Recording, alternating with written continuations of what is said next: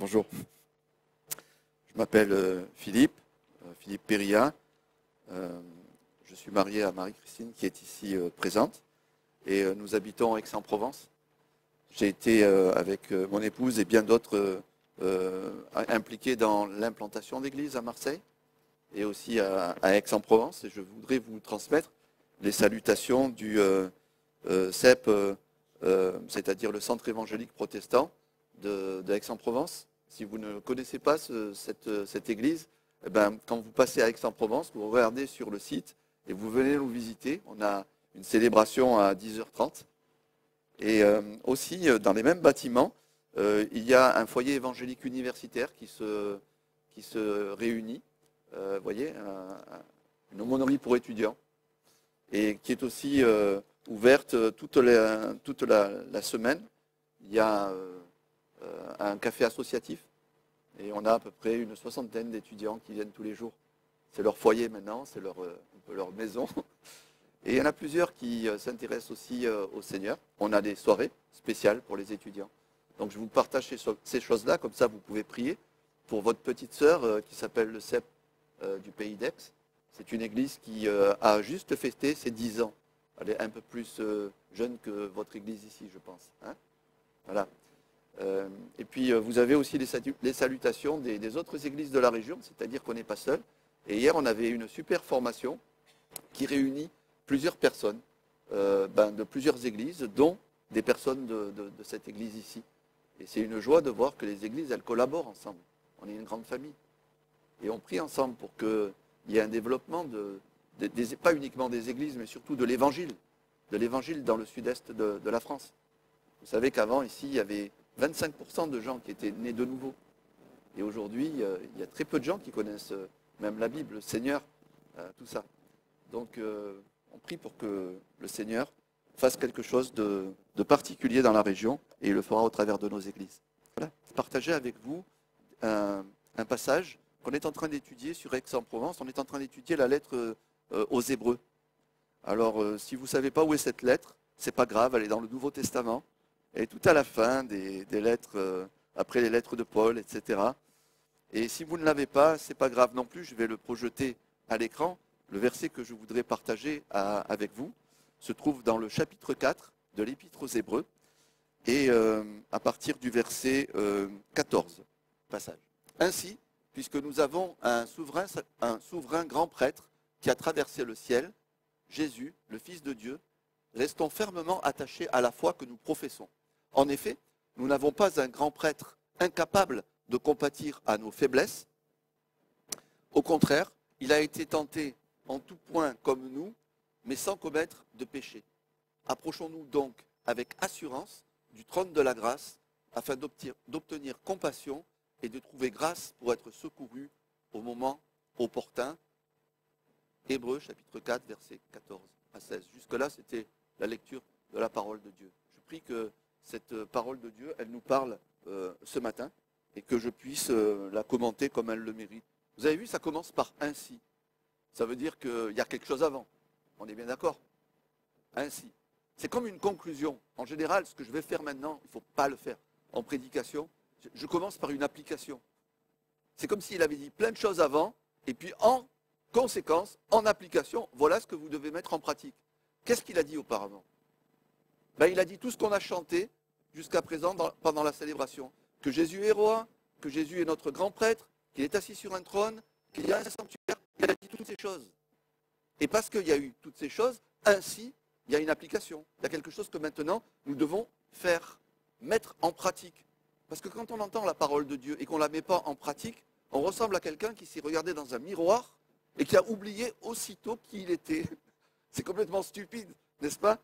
Si quelqu'un se rase le matin, on voit qu'il mérite d'être coiffé, et puis il oublie ce que le miroir lui a dit, et il sort pas rasé et pas coiffé. C'est n'importe quoi.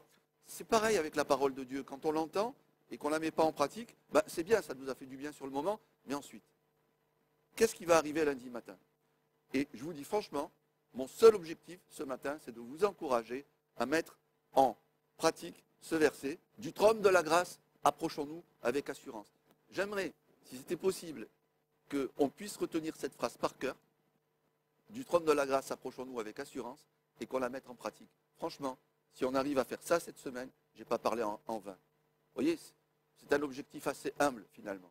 Mais juste de se souvenir de cette phrase et que cette phrase, on puisse la mettre en pratique. J'espère que je ne parle pas trop vite pour ceux qui sont en traduction. Ok ? Donc, du trône de la grâce, approchons-nous avec assurance. Cette semaine, non plutôt, ça fait quelques temps maintenant, je me suis souvenu cette semaine de quelque chose qui nous est arrivé en vacances, ça fait quelques années. On a visité des endroits historiques avec mon épouse.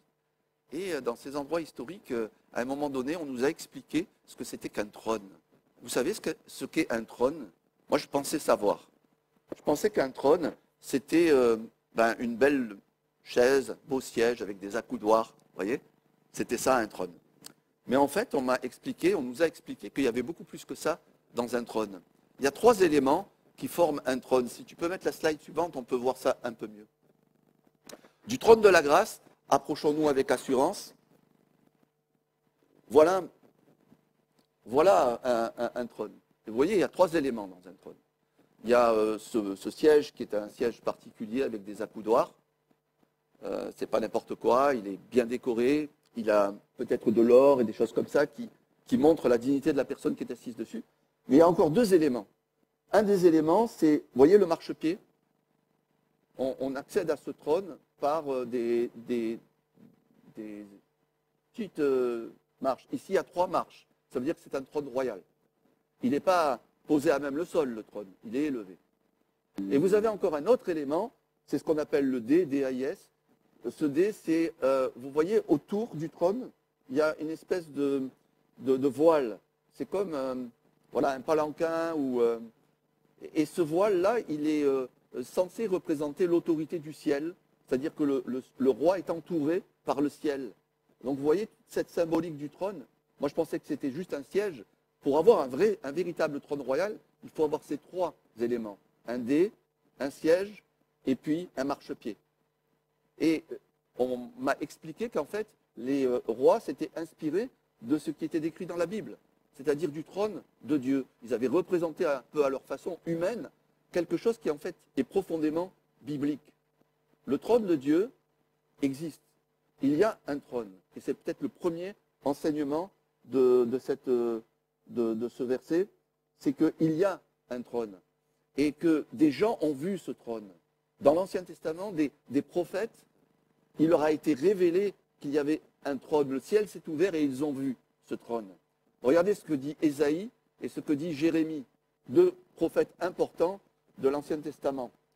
L'année de la mort du roi Osias, j'ai vu le Seigneur assis sur un trône très élevé. Vous voyez, très élevé, le marchepied. Très élevé, beaucoup plus que 3 marches. Le bord inférieur de son vêtement remplissait le temple. Vous voyez le dé, ce qu'il y a autour du trône, c'est carrément le Seigneur lui-même. Il remplit le ciel de sa présence. Et vous avez encore une autre description, cette fois-ci de Jérémie, du prophète Jérémie. Il est un trône de gloire, élevé dès le commencement. C'est le lieu de notre sanctuaire. Il y a un trône. Moi, je trouve que c'est très encourageant, dans le monde dans lequel on vit aujourd'hui, de savoir qu'il y a un trône. Vous écoutez les mêmes infos que moi? Vous n'avez pas l'impression des fois que ce monde est sans direction? Ou que ceux qui dirigent fort mal? On se demande même des fois pourquoi ils sont là. Je ne parle pas de notre président, je parle au niveau international. Il y a de quoi quand même se gratter la tête de temps en temps. Et la bonne nouvelle, c'est qu'il y a un trône. Et qu'il n'y a rien qui échappe au contrôle du Seigneur. Il y a un trône et le Seigneur dirige absolument tout. C'est rassurant de savoir qu'il y a un trône, non? C'est rassurant et ça fait aussi peur. Parce qu'il y a un trône. Il y a d'autres descriptions. L'Éternel était sur son trône lors du déluge. L'Éternel règne éternellement sur son trône. Le psalmiste explique qu'il y a un trône et que même dans les événements les plus catastrophiques, comme le déluge, et on n'a jamais vécu quelque chose d'aussi catastrophique que le déluge, le trône de Dieu était là. Dieu, la meilleure peut-être description que vous pouvez avoir, c'est dans le livre de l'Apocalypse, ce livre-là, et probablement le chapitre 4 et le chapitre 5 peuvent vous enseigner beaucoup plus sur le trône.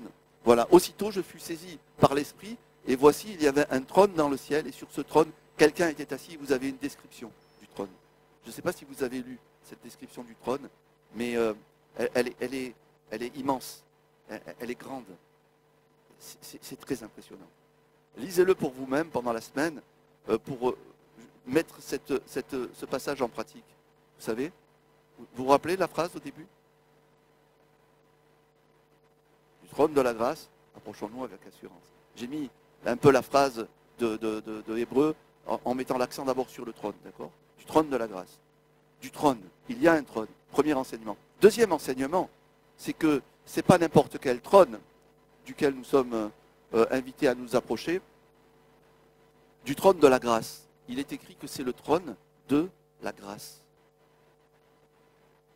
La grâce, c'est quelqu'un. C'est drôle, parce qu'on pense peut-être que la grâce, c'est d'abord, avant tout, une vertu. C'est comme ça que nous, on le ressent en tant qu'être humain. Vous savez d'ailleurs quelle est la description, quelle est la définition de la grâce. La grâce, c'est une faveur imméritée. C'est quelque chose qu'on ne mérite pas et qu'on nous accorde. On a chanté ces choses-là aussi. Un si grand amour, je ne l'ai pas mérité. Quand on a chanté cette phrase, on a chanté quelque chose de la grâce de Dieu. Un amour qu'on ne mérite pas et qui nous a pourtant été accordé. Eh bien, la grâce n'est pas uniquement une vertu. La grâce est quelqu'un. Et ce quelqu'un, c'est Jésus-Christ. Jésus-Christ, c'est sa nature. Sa nature, c'est de faire grâce. C'est d'accorder des faveurs qu'on ne mérite pas. C'est son cœur de roi. Vous voyez sur ce trône, c'est ce roi qui est assis. C'est la grâce elle-même qui est assise sur le trône. C'est quelqu'un qui désire faire grâce, qui désire distribuer des choses qu'on ne mérite pas. Est-ce que vous connaissez un roi comme ça? Généralement, les rois ne sont pas comme ça. Les rois font peur. On n'ose pas s'approcher d'eux. Mais vous allez peut-être me dire, mais un roi qui fait grâce, est-ce que ça peut être encore un roi? Parce que s'il est gentil avec tout le monde, s'il fait grâce avec tout le monde, s'il accorde des faveurs imméritées avec tout le monde, comment est-ce qu'il peut diriger un pays? Est-ce qu'on aimerait avoir un président comme ça? Est-ce qu'on aimerait avoir un dirigeant comme ça? Si c'est le roi du royaume de Dieu, comment est-ce qu'il peut administrer le royaume de Dieu en étant aussi gracieux? Il faut quand même qu'un roi, il exerce la justice. Il faut qu'il punisse le mal et qu'il récompense le bien, sinon ce n'est pas vraiment un roi, n'est-ce pas? Comment est-ce qu'un roi peut être assis sur un trône et faire grâce à tous ceux qui s'approchent de lui, tout en étant roi? Si vous êtes un peu dans le leadership, vous vous posez ces questions, n'est-ce pas? Vous ne les posez pas? Pensez que Jésus, c'est le Père Noël? Que c'est son boulot de faire grâce? Qu'il est gentil? C'est le bon Dieu.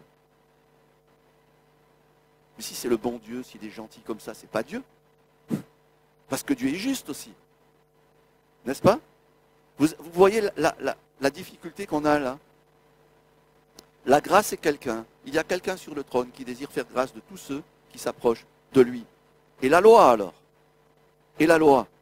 Comment fait-il régner la loi, ce roi, s'il fait grâce à tous ceux qui s'approchent de lui? Le secret est là. Le secret est là, je pense qu'à tout l'évangile de Dieu. Il a payé chaque grâce qu'il nous accorde de son propre sang. Ce ne sont pas des grâces gratuites. Ce sont des grâces qui ont coûté cher. Ce roi peut les distribuer parce qu'il en a payé chacune.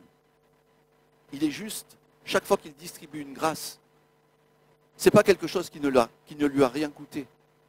Derrière chaque grâce de Jésus-Christ, il y a la valeur de son sang.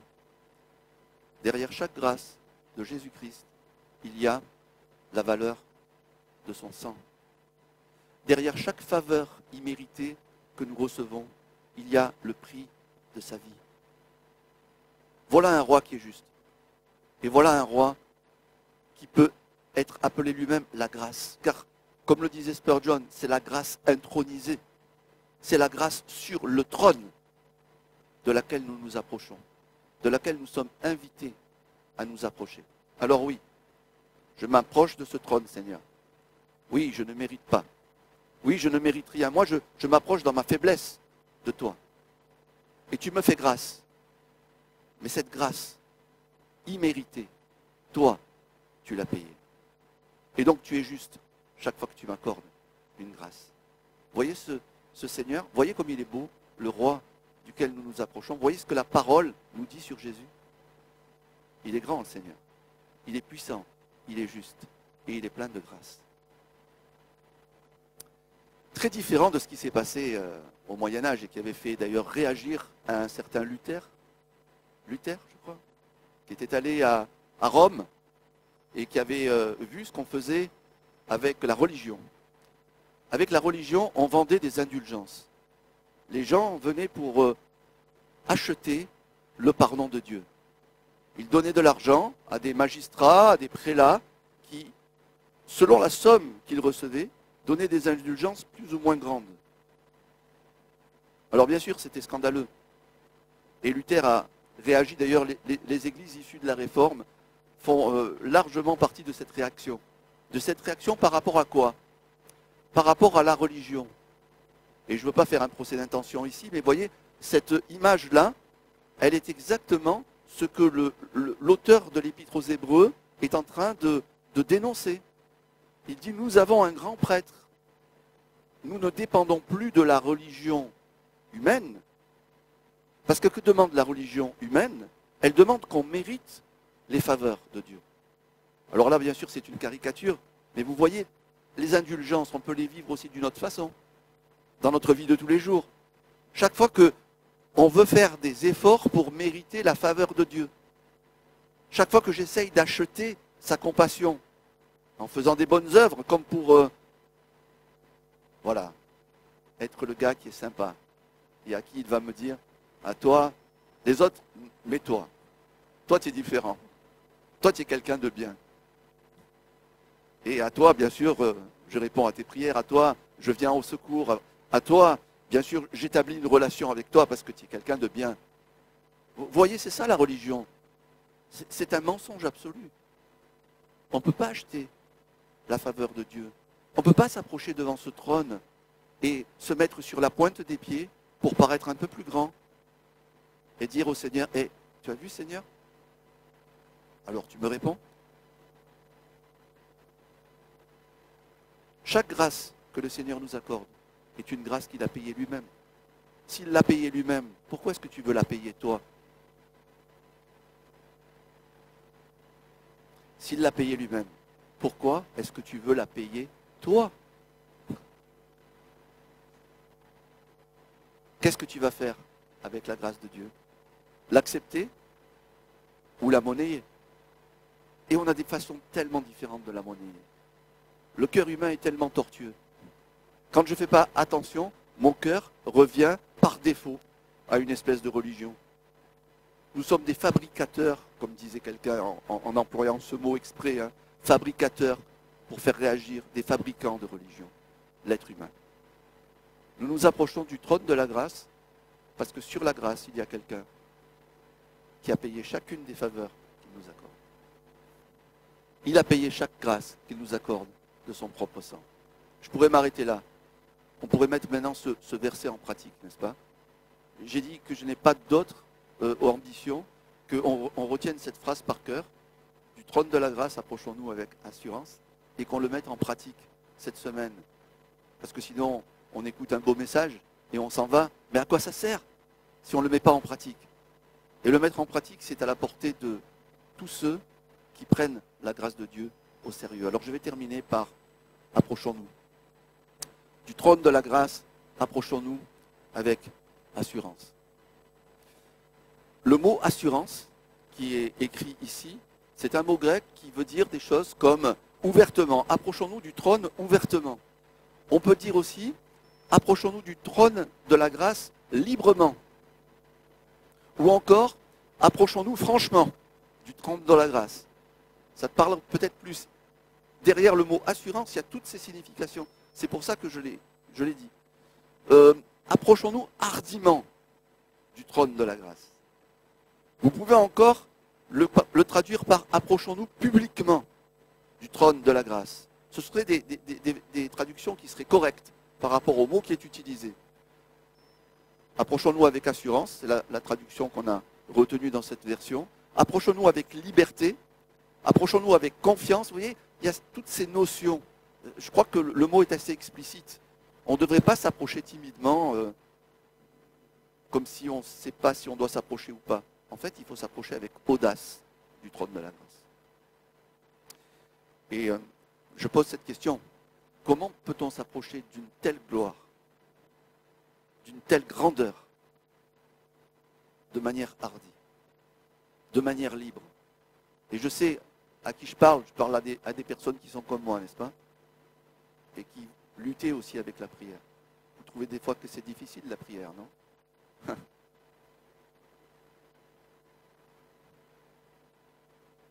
Le prédicateur devrait être le premier à confesser les fautes de l'Église, n'est-ce pas? Nous trouvons que c'est difficile la prière. Si ce n'est pas vrai, nous trouvons que la prière est difficile. On n'est jamais vraiment satisfait de notre vie de prière. Et vous savez ce qui manque dans la prière? Ce qui me manque, c'est souvent cette faculté de s'approcher avec liberté, avec confiance, d'une manière hardie, avec liberté du trône de Dieu, du trône de la grâce. Et pourquoi est-ce que j'hésite? Pourquoi est-ce que je perds confiance? Parce qu'en fait, la prière, c'est ça. Si j'ai confiance, la prière coule. Elle est facile, la prière. C'est une question de confiance. Au moment où tu pries, tu mets en jeu ta foi. Tu peux faire beaucoup de choses. Tu peux faire l'école du dimanche, tu peux balayer le sol de l'église, tu peux jouer de la musique, prêcher derrière un micro ou repeindre les murs. Et pour ça, tu n'as pas vraiment besoin de foi. Mais prier. Comment tu veux prier sans foi? Et c'est la raison pour laquelle nous prions peu. Parce que nous avons l'impression que nos prières ne dépassent pas le plafond. Alors nous prions peu, et notre vie de prière est petite. Le secret, c'est qu'on ne s'approche pas avec confiance du trône de la grâce. Et donc ma question, la question que je pose au Seigneur, comment veux-tu que quelqu'un comme moi, je m'approche avec confiance, hardi, librement, publiquement, du trône de la grâce? Ben vous voyez, la réponse est toujours la même. C'est à cause du sang. Si je m'approche avec confiance du trône de la grâce, c'est parce que je prends le sang de Jésus au sérieux. Tout simplement. Et je dois confesser que chaque fois, donc, que j'hésite à m'approcher du trône de la grâce avec confiance, c'est que je me repose sur mes propres mérites. Waouh! Comme on dit à Marseille, c'est chaud. Hein? C'est chaud. Ça veut dire que chaque fois que j'ai de la difficulté à prier, mon incrédulité, elle vient du fait que je ne prends pas le sang de Jésus au sérieux. Ah, effectivement, je peux avoir des problèmes. Puisque la seule manière de m'approcher de ce trône, c'est le sang de Christ. Puisque chaque des grâces qu'il va m'accorder a été payée par son propre sang. Alors évidemment, si je remets son sang en question, je ne peux pas m'approcher avec confiance. Je vais rester très loin de la salle du trône. Je vais voir le trône de très loin. Vous savez, comme dans certains événements, quand on est mal placé, avec des jumelles même, on n'arrive pas. C'est ça qu'il nous demande, le Seigneur. Il nous demande de nous approcher. De contempler le trône de Dieu. D'être des gens familiers de sa présence. Une fois, j'étais à l'Institut biblique de Genève, vous savez, j'enseigne là-bas. Et j'arrive dans la bibliothèque un soir parce que j'aime bien lire. Et je vois des bouquins, je me suis dit, tiens, je vais un petit peu lire des choses sur la prière parce que j'ai de la difficulté dans la prière. Il ne faut pas le dire ça hein, quand on prêche. Faut pas le dire. Alors j'ai pris des bouquins sur la prière. Et j'ai vu plein de bouquins, je les ai mis sur ma table de nuit le soir, comme ça, tranquille. Et j'ai commencé à feuilleter un, puis un autre et tout ça. Il y avait des bouquins qui étaient géniaux, qui montraient des parcours de prière, d'autres parlaient de pèlerinage, d'autres parlaient de la position qu'il fallait avoir quand on priait, d'autres parlaient de la discipline, vous savez, prier le matin ou prier le soir, etc. Je trouvais que c'était excellent tous ces livres, tu vois. Ça me donnait de bons conseils. Et puis il y en avait un que j'ai mis à la fin, parce que franchement, la couverture, pardonne-moi l'expression, elle était trop bidon. Tu sais ce que c'était? C'était un truc vraiment du Moyen-Âge. Il y avait un gars qui était à genoux, comme ça, en train de prier, et c'était marqué la prière au-dessus de sa tête en lettres gothiques. Tu vois? le vieux livre. Celui-là, il n'était pas très attractif. Et puis, juste avant d'éteindre ma lampe, je prends ce livre. Et puis, je suis très surpris de voir qui est l'auteur de ce livre. John Bunyan, celui qui a écrit Le Voyage du pèlerin. Je ne savais pas qu'il avait écrit d'autres bouquins. Quelle ignorance! Il a écrit un bouquin sur la prière. Alors, parce que c'était John Bunyan, et que Le Voyage du pèlerin, quand même, c'est un best, hein, je me suis dit, je vais un petit peu lire ça avant d'éteindre la lumière. Cette nuit-là, j'ai éteint ma lumière à 3 heures du matin. J'étais captivé par ce qu'il disait. Et vous savez, cet homme, il ne parlait absolument pas de la prière. Pourtant, son livre s'appelait La prière. Il ne parlait pas de la prière. Il ne parlait pas s'il fallait s'asseoir, s'il fallait être debout, s'il fallait être à genoux, s'il fallait prier le matin ou prier le soir. Non. La seule chose qu'il faisait, c'est qu'il décrivait la gloire du trône de Dieu. Et j'entrais dans le trône et je vis. Et il décrivait ce qu'il voyait. J'étais fasciné par ce livre. Et en terminant ce livre, à 3 heures du matin, j'ai terminé le livre, à 3 heures du matin, j'ai dit, mais en fait, ce qui motive la prière, c'est de voir le trône de Dieu. Je veux être quelqu'un de familier du trône de Dieu. Je veux connaître le trône de Dieu. Je veux voir sa gloire. Je veux être quelqu'un de la présence. Je veux être un familier du roi. Je veux être un homme de la salle du trône. C'est ça qui me motive. C'est toi, Seigneur. Je veux te voir toi. La prière, c'est toi. Approchons-nous du trône de la grâce, approchons-nous avec assurance.